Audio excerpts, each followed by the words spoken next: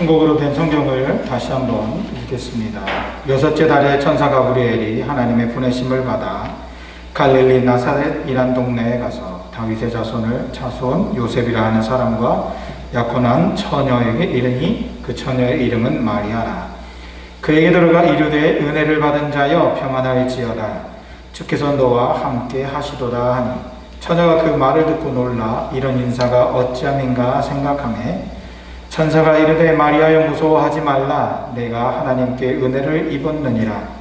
보라 내가 잉태하여 아들을 낳으리니 그 이름을 예수라 하라.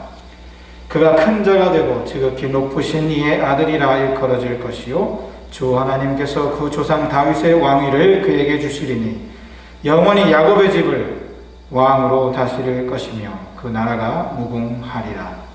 마리아가 천사에게 말하되 나는 남자를 알지 못하니 어찌 이 일이 있으리이까. 천사가 대답하여 이르되 성령이 내게 임하시고 지극히 높으신 이의 능력이 너를 덮으시리니 이러므로 나실 바 걸어가신 이는 하나님의 아들이라 일컬어지리라. 보라 내 친족 엘리사벳도 늙어서 아들을 배었느니라. 본래 임신하지 못한다고 알려진 이가 이미 6달이 되었나니 대저 하나님의 모든 말씀은 능하지 못하심이 없느니라. 마리아가 이르되 주의 여종이오니 말씀대로 내게 이루어지이다 하매 천사가 떠나가니라. 오늘도 평강의 주님께서 여러분과 함께 하시기를 빕니다. 아멘. 인사 나누시는 시간이죠.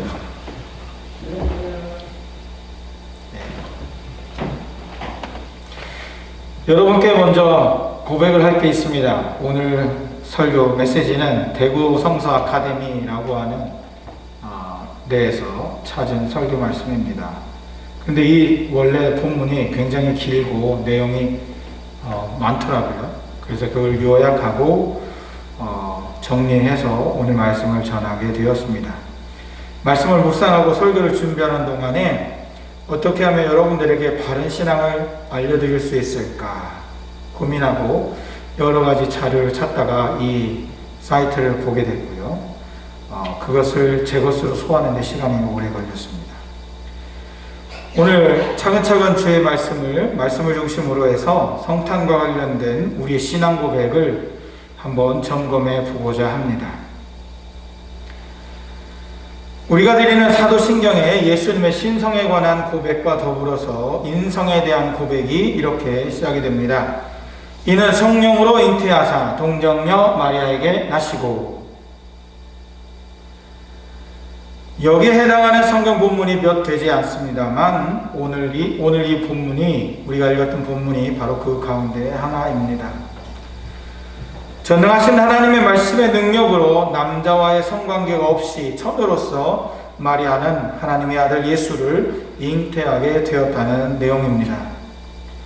본문의 내용은 수많은 화가들의 영감을 자극해서 수태고지라고는 그런 말로 작품으로 많이 그려졌습니다. 정말 놀라운 말씀이고요. 또 훌륭한 스토리입니다. 누가복음의 저자는 대단한 스토리텔러로 보입니다. 이 말씀은 이렇게 시작하죠. 6째 달에 천사 가브리엘이 하나님의 보내심을 받아서 갈릴리 나사렛이라는 동네에 가서 다윗의 자손 요셉이라고 하는 사람과 약혼한 처녀에게 이르니 그 처녀의 이름은 마리아라. 굉장히 설명하는 내용들이 길죠. 그냥 처녀 마리아 이렇게 한 것이 아니라 어느 동네에 어떤 남자에게 약혼한 어떤 처녀가 이렇게 길게 설명하고 있습니다. 굉장히 궁금증을 가지고 이것을 볼 수가 있는 내용이죠.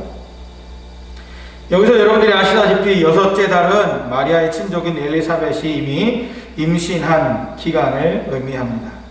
아이가 없던, 그리고 아이를 낳지 못한다고 했던 엘리사벳은 나이가 많아 임신할 수 없는 나이였습니다. 어느 날 그의 남편인 제사장 사가랴가 성전에서 봉사하고 있을 때에 천사 가브리엘이 나타나서 당신 아내가 아기를 낳을 겁니다. 그런데 이름을 요한이라고 하십시오 라고 소식을 전해줬습니다. 그 요한은 훗날 예수님에게 세례를 준 세례 요한이죠. 그래서 이 세례 요한의 출생과 예수님의 출생은요, 생리학적으로 초자연적인 사건이라고 볼 수 있습니다. 요한은 수태가 불가능한 늙은 부모로부터 태어났고, 예수님은 처녀의 몸에서 태어났기 때문이죠. 우리의 상식과 이해로는 이것을 잘 받아들이기가 쉽지 않은 그런 내용이기도 합니다. 가브리엘 천사는 마리아에게 이렇게 얘기합니다. 보라, 내가 잉태하여 아들을 낳으리니 그 이름을 예수라 하여라. 당시 마리아는 요셉이라고 하는 남자와 약혼 중에 있었습니다. 약혼은요, 법적으로 부부가 된 거지만 아직 동거하지는 않은 상태고, 그리고 때로는 장기간 동안 만날 수 없는, 그냥 약속만 한 거예요. 결혼하자 그러고. 마리아는 아마 당시에 10대였다고 합니다. 한국도 마찬가지였지만 당시 사회에서 조혼이라고 하는 풍습이 있었는데요, 여러 가지 여건상 여러 문화에 나타난 그런 결혼 풍습입니다. 그렇지만 마리아는 상식적으로 볼 때에 이해가 가지 않았습니다. 내가 잉태를 한다고? 난 아직 남자를 모르는데? 34절에 그렇게 이야기하죠. 어떻게 이런 일이 있을 수 있습니까? 그러자 가브리엘 천사는 엘리사벳의 임신 사실을 알리면서 하나님의 모든 말씀은 능하지 못하심이 없느니라고 전합니다. 이 말을 듣고 마리아는 다음과 같이 대답을 하게 되죠. 주의 여종이오니 말씀대로 내게 이루어지리이다. 그러자 천사가 떠나갔다고 누가는 기록하고 있습니다. 무슨 전설 따라 삼천리 같은 신비하고 재밌는 그런 이야기 같죠. 여러분은 이 이야기를 들으면서 어떤 느낌, 어떤 감정, 어떤 생각이 드십니까? 여러분 아마 각각 느끼시는 것이 다를 수도 있습니다. 그냥 믿음으로 들으면 이런 예수님이 이렇게 탄생하셨구나, 문제없이 들을 수 있겠지만, 상식적으로 한 번 더 깊이 들어가서 보면 말이 안 되는 이야기라고, 믿을 수 없다고 이야기할 수도 있습니다. 그래도 괜찮아요. 근데 문제는 성경에 이것이 기록되어져 있다는 거죠. 그냥 우리가 이야기로만 전승되면 문제가 없겠지만 성경에 이 말씀이 기록되어져 있다라고 하는 것이 문제입니다. 왜 이렇게 말이 되지 않는 것처럼 들리는 이야기를 하는 걸까요? 오늘 우리는 이 이야기를 어떻게 받아들여야 할까요? 성경에 나왔으니까 무조건 믿는다, 그럴 수도 없고, 그렇다고 상식적으로 동의가 되지 않는 것은 무조건 믿는 것도 이상하죠. 믿지 않을 수도 없고 믿자니 좀 꺼림칙한.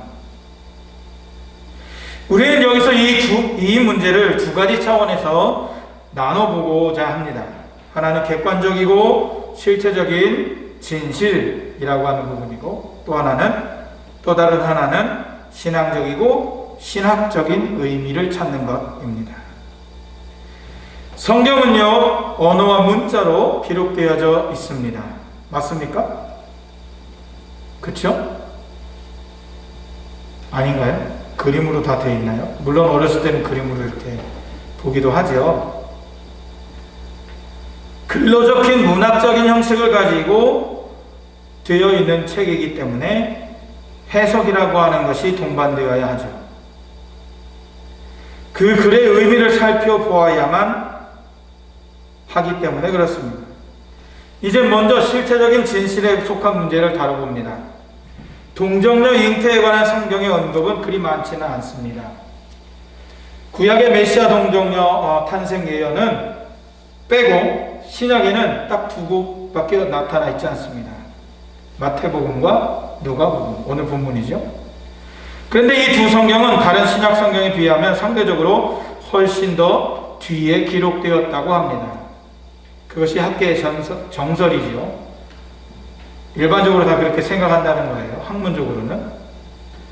예수님 탄생 기사가 어느 신문에나 어느 문서에 처음부터 어느 날 어느 때에 예수라고 하는 아이가 태어났다 라고 하는 기록이 없어요. 처음부터 그렇게 되었으면 참 좋겠는데 그런 기록물이 없다는 거죠. 처음부터 기독교 공동체, 교회에 동정녀 탄생의 이야기가 나타나지 않았다라고 하는 것입니다. 그래서 어떻게 할 수 있느냐? 비교적 초기 문서라고 볼 수 있는, 성경이 기록되어져 있는 가장 먼저 기록된 성경 말씀이 어떤 걸까요? 복음서가 아니고 사실은 바울의 서신서들입니다. 그 중에 갈라디아서 4장 5절의 말씀을 보면 이렇습니다. 때가 참에 하나님이 그 아들을 보내사 여자에게서 나게 하시고 율법 아래에 나게 하신 것은, 이렇게 기록하고 있어요. 만약 바울이 마리아의 동정녀 잉태 전승을 알고 그 이야기를 알았다면은 거기서 마리아라고 했을 거예요. 아마 동정녀 마리아라고 얘기를 했을 건데 그냥 여자에게서라고 하는 말을 썼다는 거예요. 동정녀 이야기가 당시 기독교 전반에 알려진 것이 아니라는 거예요. 아주 부분적으로 마태복음을 읽는 신앙 공동체와 누가복음을 읽는 신앙 공동체, 그 사이에서만 있었다는 거죠. 예수님의 공생의 시절 제자들은 예수님의 말씀을 기록할 마음도 없었고 생각도 없었고 그럴 필요조차 없었어요. 처음부터 예수님에 관한 이야기를 제자들이 적었다 그러면, 복음서를 적었다 그러면 참 좋았을 텐데 그렇지 않았다는 거예요. 처음에는 아무도 예수님을 메시아로 보지 않았습니다. 여러분 성경에 다 그렇게 기록되어 있잖아요. 그렇죠? 누구도 예수님을 메시아라고 생각 안 했어요. 그저 랍비 혹은 선지자 정도로만, 예언자 정도로만 생각을 했어요. 그러니까 아무도 기록하지 않은 거예요. 그냥 어떤 말씀을 했다, 기억 속에, 머릿속에만 있는 거죠. 기록을 하지 않았어요. 제자들도 마찬가지였습니다. 자신들도 예수님이 메시아인지 그리스도인지 아닌지 긴가민가 했던 거죠. 오히려 예수께서 십자가에 처형당하신 다음에 죽으셨다가 사흘 만에 부활하셔서 제자들에게 짠 나타나시기 시작하니까 어떻게 됐습니까? 고백들이 다 달라지기 시작했어요. 도마가 어떻게 도박을 했습니까? 고백을 했나요? 주는 그리스도시요 살아계신 하나님의 아들이십니다. 정말 주님이십니다. 정말 하나님이십니다. 부활하신 다음에야 제자들이 깨닫기 시작한 거예요. 그것도 일부 소수의 제자들만.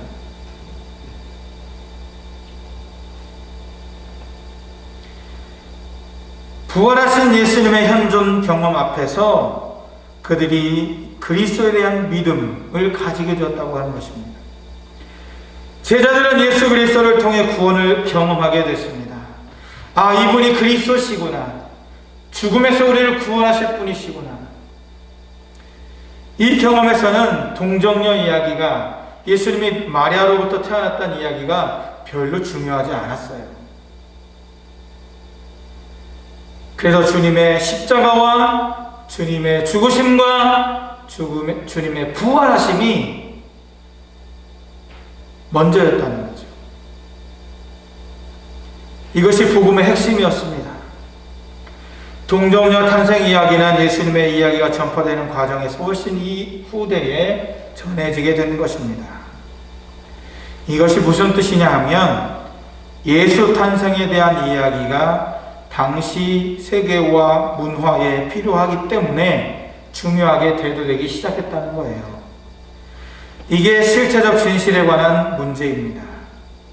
이것이 우리에게 상식적인 수준에서 필요한 내용이죠. 여러분 이렇게 아시면 굉장히 유식하다고 볼 수 있어요. 처녀 마리아에게 태어난 하나님의 아들 예수 그리스도, 하나님의 말씀의 능력이 동정녀 탄생 그리고 아들을 수태하게 했다고 하는 믿음은 대단히 소중하고 중요합니다. 그렇지만 현대 물리학이나 생물학을 포기해야만 기독교 신앙이 성립되는 것이 아니라고 하는 것을 말하려고 합니다. 때문에 본문이 가진 신학적인 진실을 말하려고 하는 겁니다. 이제부터.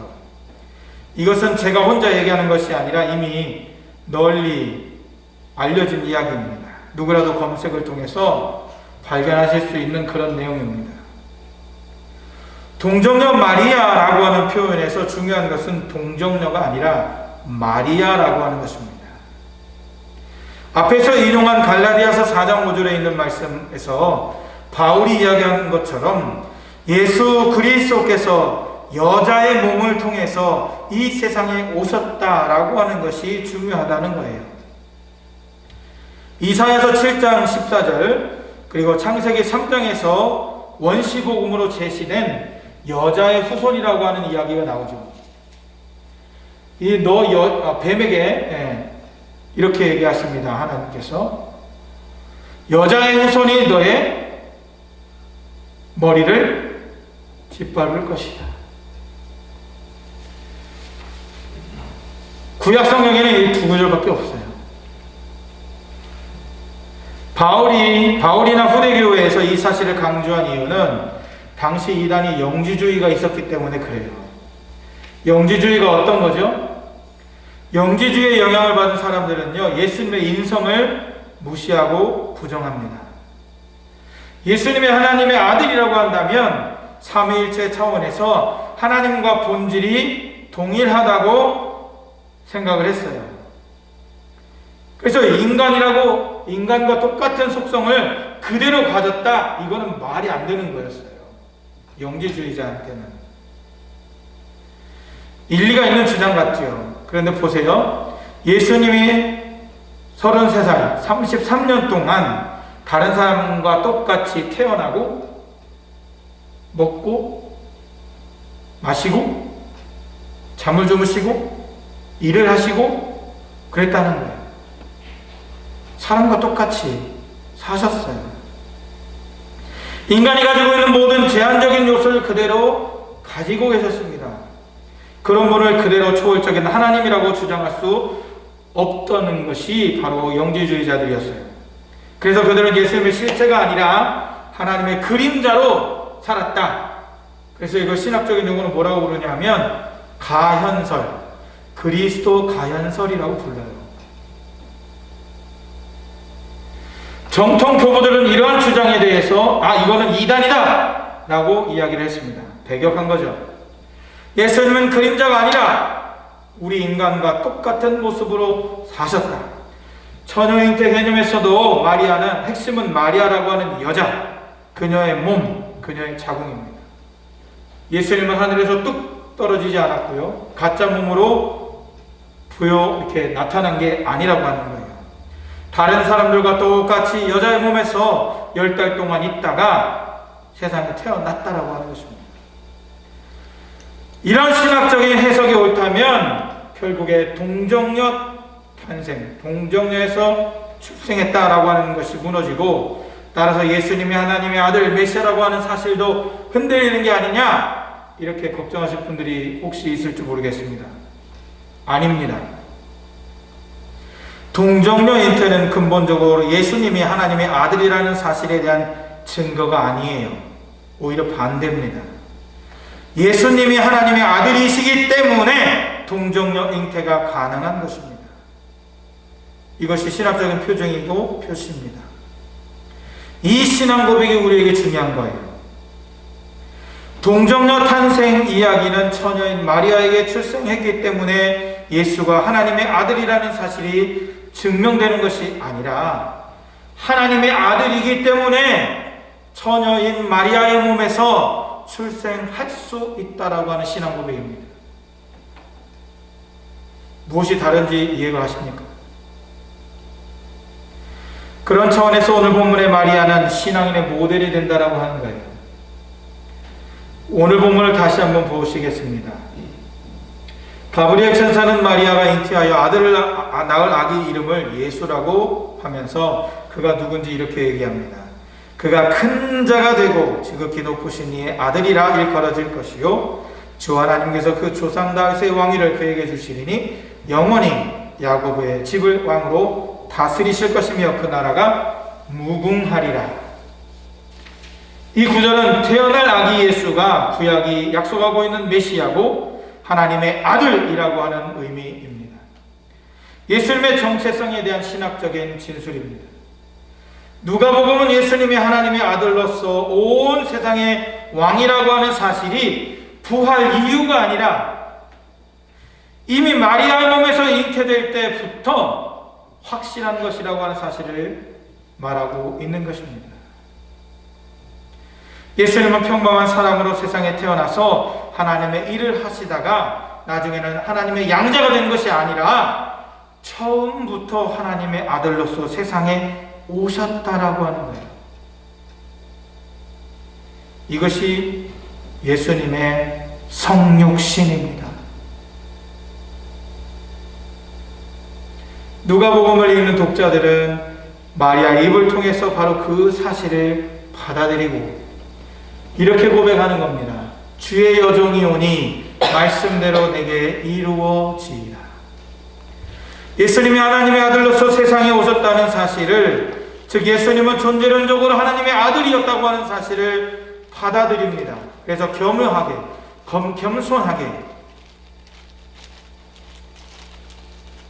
신앙 고백을 하고 있는 거예요. 이것을 받아들이고 영접하는 것이 온전한 믿음이라고 하는 것입니다. 그렇다면 이 믿음이 오늘 우리에게 실제적으로 무슨 의미가 있을까요? 오늘 우리는 마리아로 대표되는 믿음을 충분히 따라가지 못하고 있는 것이 사실입니다. 세상이 말하는 경험주의고 그리고 합리적인 이성주의에 빠졌기 때문에 그를 믿지 못해요. 오히려 마리아보다 못한 믿음을 가지고 있어요. 오늘 성경은 우리에게 이렇게 말씀합니다. 가장 궁극적인 것 앞에서 우리는 마리아가 말한 여종의 태도를 취해야 합니다. 예수 그리스도를 통해서 하나님께서 행하신 놀라운 구원 사건을 말씀대로 내게 이루어지이다 라고 고백해야 합니다. 이거는 광신이 아닙니다. 미몽도 아닙니다. 이성과 지성을 포기하는 것도 아닙니다. 예수님이 하나님의 아들이라는 존재의 신비 앞에서 우리가 취해야 될 유일한 태도입니다. 바로 그 예수님이 저와 여러분들의 구세주이신 것을 바로 믿으시기를 바랍니다. 그럴 때 처녀 잉태보다 더 크고 절대적인 기적을 경험하게 될 것입니다. 오늘 본문에서 천사 가브리엘이 마리아에게 말한 것처럼 은혜를 받은 자여 평안할지어다. 주께서 너와 함께 하시도다 라고 하는 큰 복을 받게 될 것입니다. 저와 여러분의 삶 속에서 이 가브리엘이 마리아에게 축복한 것처럼 여러분에게도 그러한 복이 임하시기를 주님의 이름으로 축복합니다. 기도하시겠습니다.